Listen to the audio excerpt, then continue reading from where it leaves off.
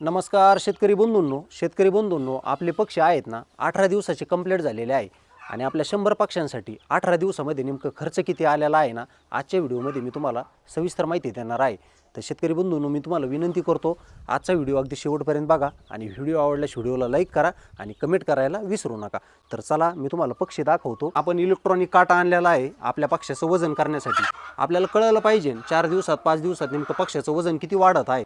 शेतकरी बंधूंनो व्यवस्थित पक्षी बघून घ्या किती छान मध्ये आपले पक्षी झोपलेले आहेत आणि किती छान असे पक्षी आराम करत आहेत। अजिबात शेडमध्ये दाटी वगैरे नाही, फक्त 100 पक्षी आहे।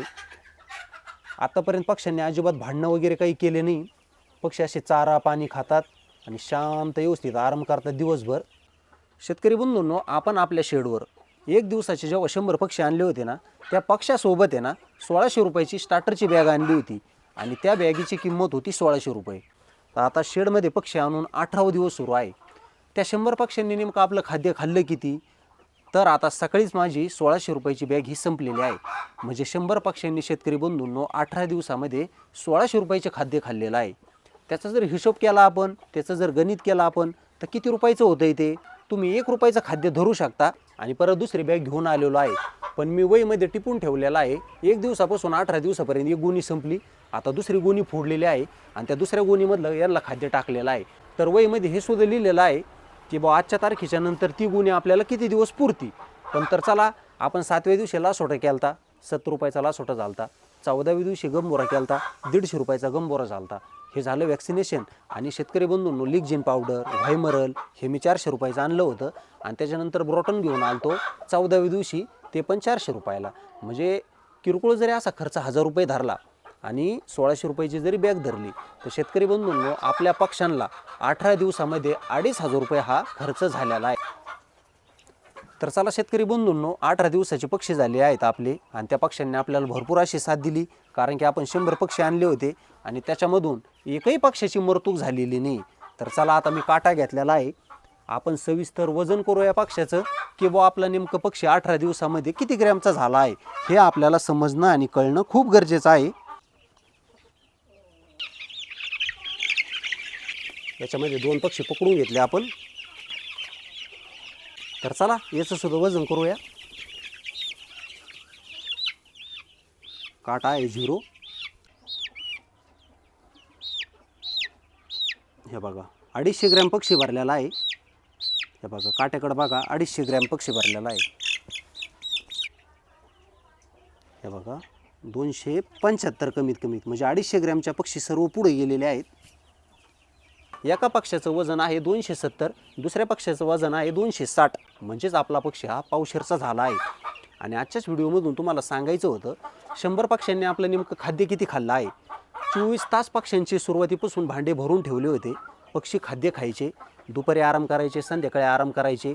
पक्ष्यांनी भांडणं वगैरे अजिबात केले नाही। तर त्यांचा खाद्याचा खर्च झाला 18 दिवसामध्ये 1600 रुपये।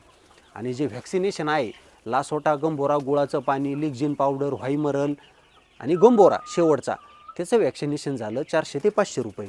तर शेतकरी बंधूंनो आपल्या 100 पक्ष्यांना लागलेले आहे 2500 रुपये नीट खर्च, खाद्य धरून लसीकरण धरून।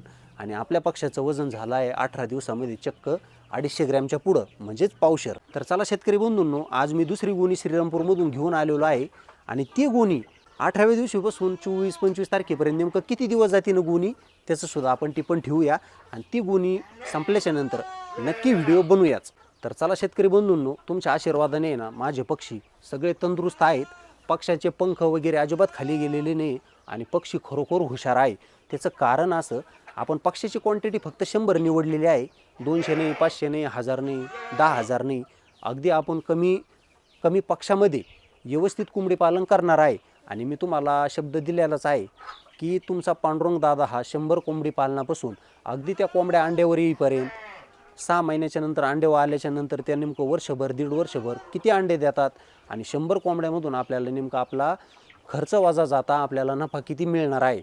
तर शेतकरी बंधूंनो आशा करतो जर तुम्हाला कोंबडी पालनाची अगदी डिटेल माहिती घ्यायची असेल तर तुम्ही आपलं यूट्यूब चॅनल हे आहे ना पांडुरंग दुबले नावाने आपलं यूट्यूब चॅनल नक्की सबस्क्राईब करा आणि आपले व्हिडिओ नित्यनियमाने बघत जा।